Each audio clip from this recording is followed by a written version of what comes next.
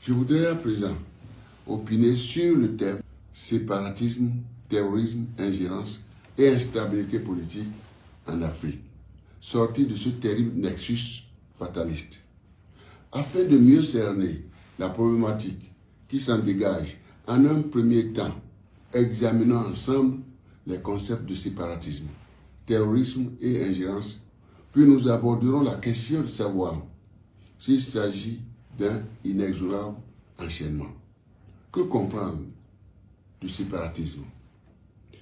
Plusieurs approches de définition sont proposées, mais j'essaierai de retenir celles qui me paraissent les plus proches de nos réalités africaines. Ainsi, selon le concept universel, le séparatisme s'appuie sur une démarche idéologique visant à couper l'individu citoyen de son cadre national.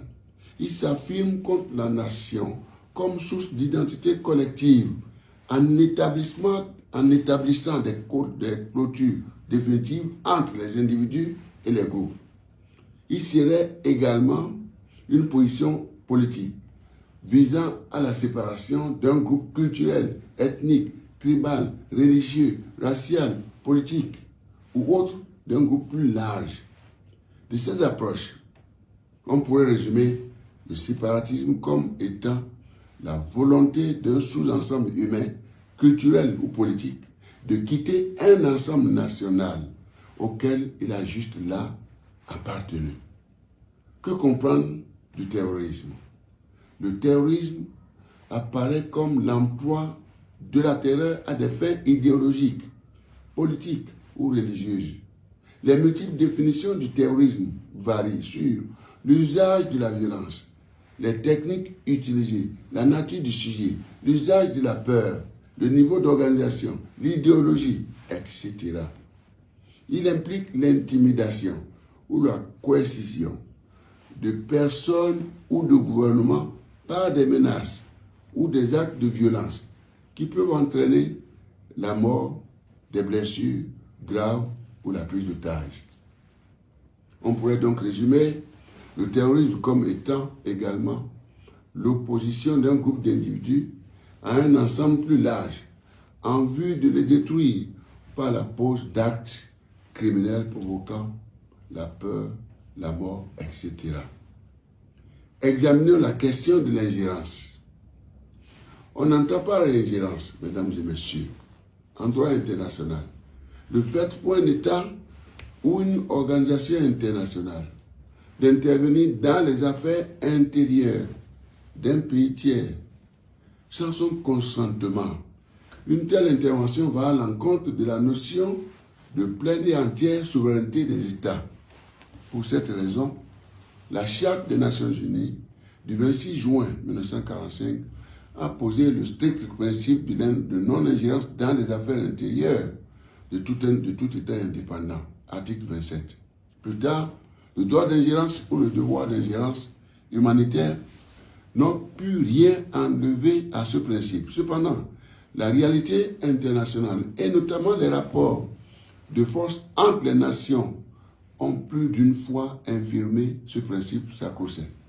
À l'analyse de la marche du monde, on peut constater que le séparatisme, le terrorisme et l'ingérence sont partout des réalités. Mais force est de constater que ces phénomènes existent surtout en Afrique et y prennent un relief particulier. En effet, dans bon nombre de pays occidentaux, quand ils existent, ils ne sont plus que des stigmates d'un passé révolu. En revanche, peu de nos États africains échappent au séparatisme, terrorisme et ingérence extérieure. Et du reste, le plus clair du temps, ils sont tous les trois présents contribuant à la déstabilisation de ces pays. Car en vérité, ces trois phénomènes sont porteurs de conflits, de crises et d'affrontements, souvent mortels. Ainsi, dans le séparatisme, c'est une partie du pays qui veut quitter l'autre.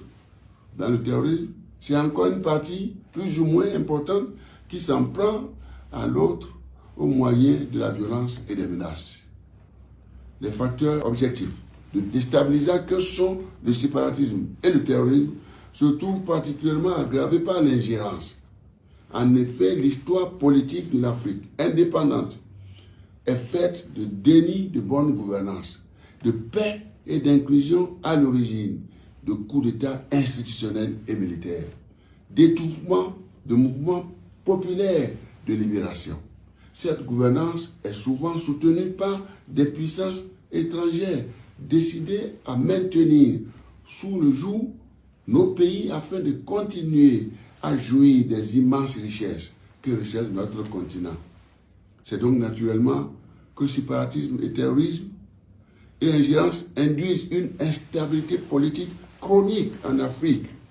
Cette triste réalité dure depuis les indépendances et l'on pourrait être tenté d'y voir un enchaînement inexorable, fatal. Et pourtant, il n'en est rien. Mesdames et messieurs, comment donc sortir de ce terrible nexus fataliste? Notre continent, l'Afrique, est le berceau de l'humanité. Elle a donné naissance à la brillante civilisation pharaonique des pyramides, ainsi qu'au grand empire mandingue, Songhai, etc.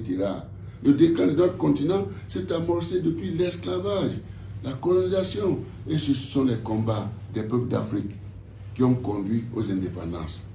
Nous devons avoir la claire conscience que ce combat de libération mentale, culturelle et spirituelle se poursuit inlassablement.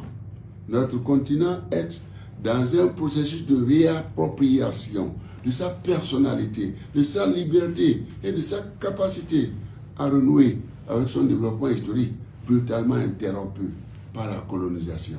C'est pourquoi les maux dont nous avons fait état et qui caractérisent son instabilité politique ne sont nullement une fatalité. Ils constituent une phase de combat nécessaire que mènent les filles et fils du continent pour sa désaliénation complète.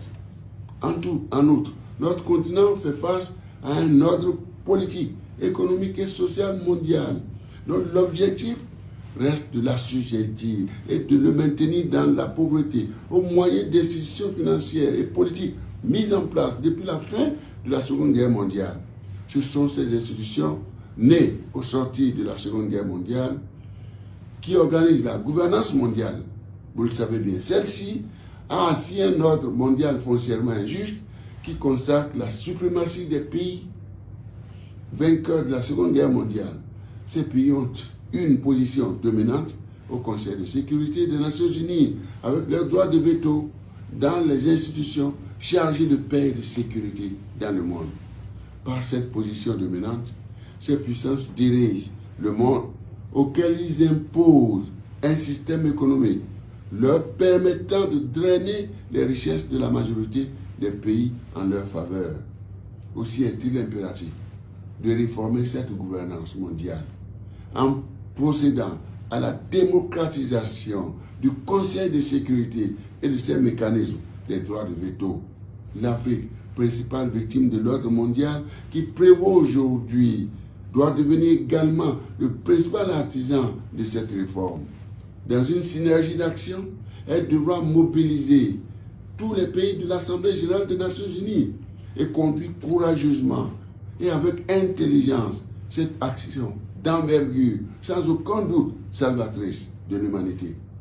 Ainsi, la politique en bloc de la chaise vide à une session de l'Assemblée générale des Nations unies pourrait sensibiliser les consciences pour l'acceptation et l'accélération de cette réforme des Nations unies. En effet, ce n'est plus un doute que notre monde est un avion sans pilote et sans boussole, plongeant ainsi notre humanité dans l'insécurité, l'incertitude totale en raison des rivalités des grandes puissances en quête de ressources. La réforme de l'ONU est urgente, nécessaire et indispensable. Mesdames et messieurs, nonobstant ces désagréments de l'heure, nous restons résolument optimistes, car l'on observe aujourd'hui en Afrique le réveil du continent. En effet, une jeunesse africaine cultivée, déterminée et panafricaniste est apparue au devant de la scène. On la note décomplexée et décidée à renverser les vieux tabous qui maintiennent le continent sous la condescendance des blocs. Aujourd'hui, c'est toute la jeunesse africaine qui est engagée dans le combat de réhabilitation de notre continent, de sa libération de la domination étrangère, de la reconquête de sa dignité et de sa souveraineté. Telle une lame de fond, ce mouvement de refus de l'ordre ancien animé par la jeunesse parcourt le continent et l'on peut observer partout en Afrique des frémissements d'un changement qui pointe à l'horizon. Il s'agit là de prémices qui annoncent la renaissance de l'Afrique, de notre continent. Elle pourra, en raison des souffrances séculaires endurées, proposer au monde de nouveaux paradigmes reposant sur l'empathie, la solidarité, l'amour, et qui feront, selon un proverbe africain, de l'homme le remède de l'homme.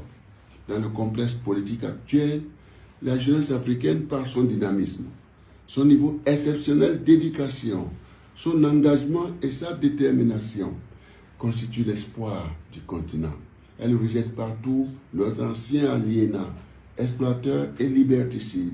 Elle a les atouts nécessaires pour mener à bon port ce combat libérateur.